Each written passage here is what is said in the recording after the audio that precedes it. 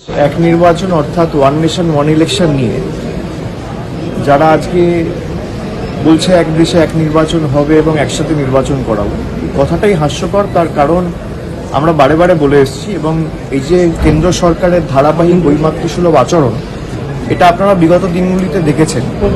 2021-এ বাংলায় যখন নির্বাচন হয়েছিল, একই সাথে আসামে নির্বাচন হয়েছিল, কেরলে নির্বাচন হয়েছিল।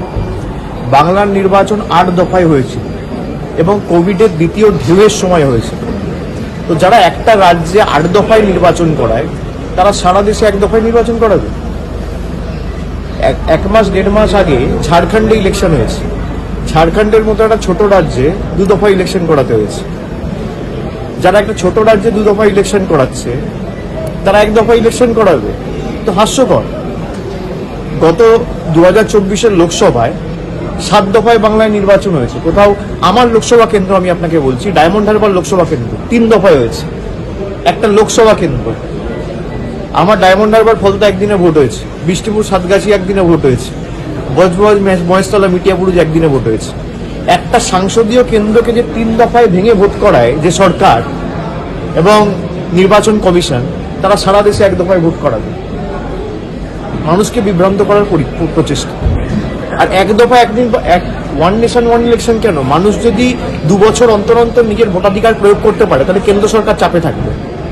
মানুষের অধিকার ছিনিয়ে নেওয়া, এটাই তো আমরা বলেছিলাম সংবিধান পাল্টে দেওয়ার যে প্রচেষ্টা, এটাই তো সংবিধান পাল্টে দেওয়ার প্রচেষ্টা।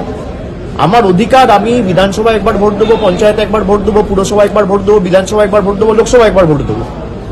আমার 5 বছরে 6 বার ভোট দেওয়ার অধিকার, সেটা আপনি কেড়ে নেবেন, দিয়ে বলবেন একবার ভোট দেবো। এটা হয় নাকি? সরকার তো পাহারাদার। আপনি যদি পাহারাদারকে বলেন 30 দিনের মধ্যে 25 দিন ডিউটি করতে হবে না, খালি 2 দিন ডিউটি করো, তাই হচ্ছে। অ্যাকাউন্টেবিলিটি থাকবে না। মানুষ তো অ্যাকাউন্টেবিলিটি চায় যে আমি, ধরুন বাংলার ক্ষেত্রে 2021 থেকে 2026, 2021-এ মানুষ ভোট দিয়েছে, 2022-এ ভোট দিয়েছে পুরসভায়, 2023-এ ভোট দিয়েছে পঞ্চায়েতে, 24-এ লোকসভা হয়েছে, 24-25-এ আবার একাধিক বিধানসভা উপনির্বাচন হয়েছে, আবার 26-এ বিধানসভা নির্বাচন। মানুষ 5 বছরে 6 বার ভোট দেওয়ার অধিকার পাচ্ছে। সেখান থেকে কেন্দ্রের বিজেপি সরকার বলছে না, এই ক্ষমতা আমরা কেড়ে নেব। অর্ডিন্যান্স করে যেমন দিল্লি সরকারের ক্ষমতা কুক্ষিগত করেছে, ঠিক একইভাবে এই বিলের মাধ্যমে দেশের 140 কোটি মানুষের ক্ষমতা কুক্ষিগত করে নিজের হাতে রাখে। এরপর বলবে one nation one political party, one nation one leader. সংবিধান পাল্টাবে। আমরা যতদিন আছি এগুলো হতে দেবো, ওরা হাজার চেষ্টা করবে।